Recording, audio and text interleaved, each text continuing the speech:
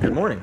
I have decided that I'm going to put a video out of how to cut a motorcycle chain with the universal chain cutting tool, and also how to press fit a new master link onto the chain. I'm doing this because I screwed up. So I'll show you where I screwed up first, and then we'll move over to the tool. You can see right there the different colored rivets. That is the master link, and one of those rivets is pressed in too tightly. And when it comes off the sprocket, you'll see, so you can see right there how this rivet right here, this link is kind of bowed up. That's because it's too tight. Yes, it'll go around the sprocket. Yes, it'll go all the way around the rotation, but that's still too tight. There's no reason to run that when a new master link costs you all about $8. So what I have is the RKXL. You can get whatever universal tool you want. So to demonstrate what we're going to do, we're going to follow the instructions, thread the large pressure bolt, that's the large pressure bolt right there, into the body of the tool. And then you're going to use the tail cutting piece. It's just a hollow thing, and what happens is the rivet that you're taking out goes through that hole. So you put the tail cutting piece into the other end. So now you can see you've got a pressure bolt that pushes against the rivet and the cutting piece that the rivet comes out of. And the last bit is the thread cutting. Okay, so this is one of the things I don't like about these instructions. The instructions tell you to slide the cutting pin holder CP4050H onto the cutting pin, da-da-da-da-da. It's all this unnecessary stuff. When I opened this box, this whole thing was assembled exactly like this. I've never disassembled it. I don't know why they tell you to put this together, because it came from the factory put together. It's a useless bit of instruction. If you buy one of these kits, at least when I bought it, it came put together. So you put this into the large pressure bolt. This smaller pin ends up going through that hollow hole, and it pushes the rivet out. And we'll demonstrate that in a moment. Alright, this is not the way that you connect this tool up. I just wanted you to see the concept.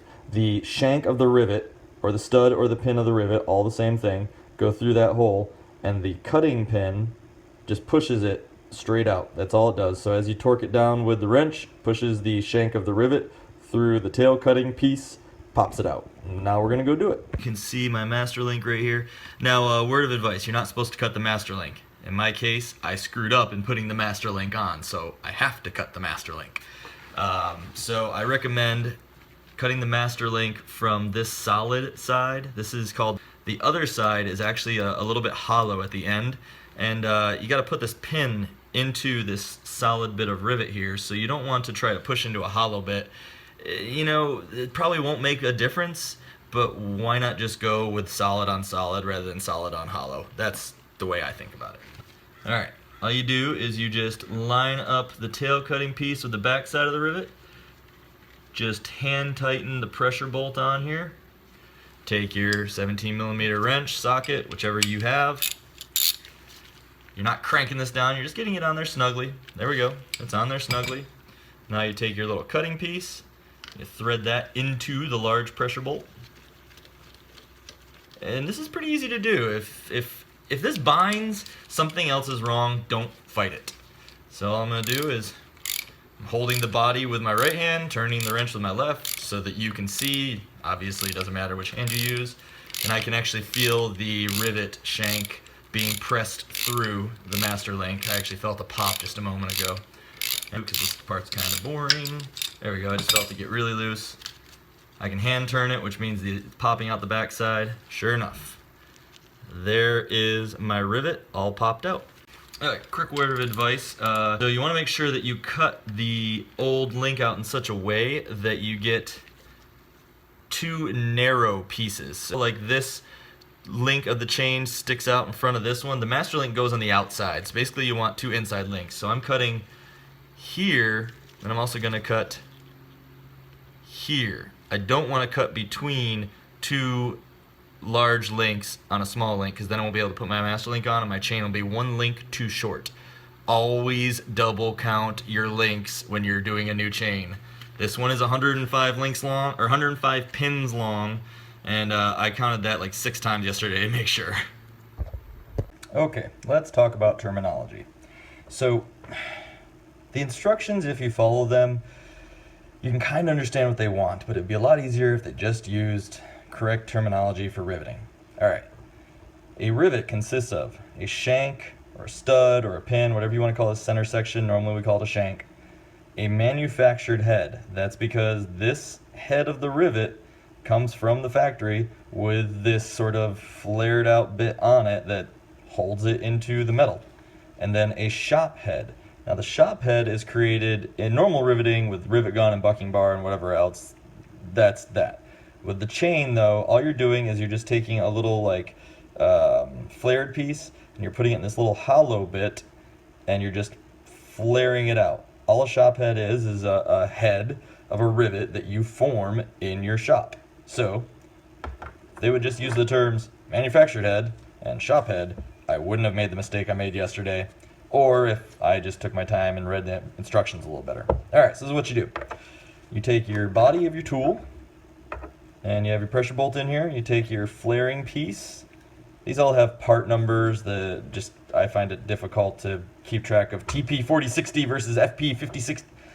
It's a flaring piece.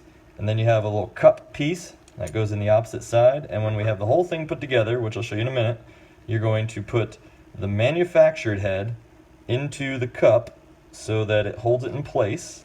And then you tighten down your pressure bolt and it flares out the shop head. So that is how you make your flare. That's actually step 2, but I wanted to show that before we get down there because that's really hard. This can be really hard to see down there, so I wanted you to see that. Step 1 is where I screwed up yesterday. You got your little piece here. It's got a little cutout. As you can see, if you own one of these tools, there's supposed to be a pin on the back of this piece. I broke it yesterday by using the tool incorrectly. This piece is supposed to go on your pressure bolt with a little pin in there to hold it in place, and then you put the manufactured head against the body of the tool so that there's a hard, solid piece of metal against a hard, solid piece of metal. They can't go anywhere. What that does is that gives these hollow bits a chance to press out of the other link. So pretty much you've made room for the shop head side of the rivet to come out of these holes on the other piece of chain link. Alright, my chain goes through my swing arm, so I cannot do this off the bike, unfortunately. Alright, so take my X-ring, put it onto my shank. There we go. One on each side, X-ring on shank, 2 X-rings, 2 shanks. The instructions actually say to do it from the back side. I don't know, I think it looks kind of unsightly, but I'm going to do it the right way this time since I did it wrong yesterday. How about I actually pay attention to the instructions? As you can see, this is my master link. I have the X-rings here on the back side already. So now I'm going to install X-rings on the front side. So, what you do is you're supposed to put the little grooved piece with a pin on the back that's missing from mine into the large end of the pressure bolt. Is I'm going to put on my external link best I can. It won't go on. Those pins are too close of a tolerance to just go through the hole. So I have to hold the little grooved bit to where it's going to line up properly with the where the shop head is going to form. And I have to get my tool in place. Alright, I've got this started. So all you're doing is you're just tightening down on your large pressure bolt and you're pressing the pins through the back side. I have the manufactured head against the hard body of the tool itself, and I'm bringing the shop head side out into the gap that's made by the little grooved piece. Alright, we're all lined up. So now I'm just turning the large pressure bolt, and I'm just going until I feel resistance. You don't want to go so hard that you press it through too far, which is exactly what I did wrong yesterday. And that, I believe, is enough. So what I did was I felt kind of a, there's a little bit of resistance because you are pushing a very close tolerance pin through a hole. But then the resistance increased dramatically, so that's where I'm stopping. Now I'll just show you the grooved bit. All that happened was those shop heads came out and they had somewhere to go because I was using this grooved piece of metal. Now for flaring. So you've got a straight pin coming out of a hole in your link, and you need to actually form your shop head. This is just the shop head side right now. The shop head itself isn't formed yet. That's what we're gonna do with the tool I was talking about earlier, with the little flared bit and the little cup for the manufactured head to go into. So manufactured goes into the cup, shop head goes into the flare. The flare is going to actually form the shop head. There's no definitive way to tell you how to do this. While I used the tool wrong yesterday because I didn't know how to press it through, I am experienced at sheet metal work and riveting, so honestly, I'm just kind of eyeballing it, and I kind of know when the shop head's formed to a decent dimension.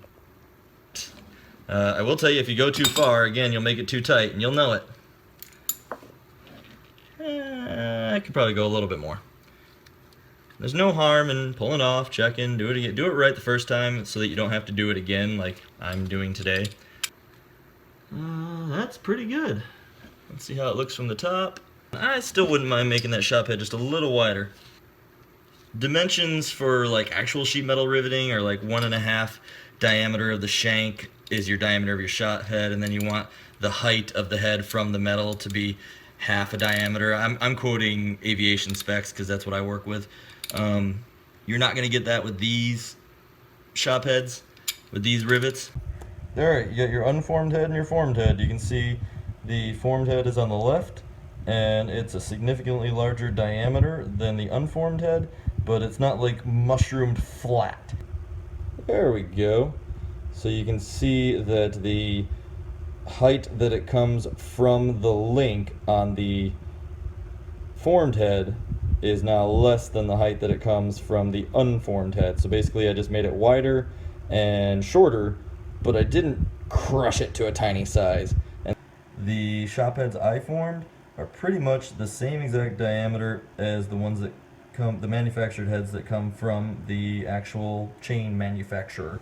And my resistance, moving my chain, feels the same whether I move the ones that I just installed or the ones that came from the shop, from the factory. So, there we go. Now, that is a nicely formed master link, rivet style master link, using a universal tool. Thank you.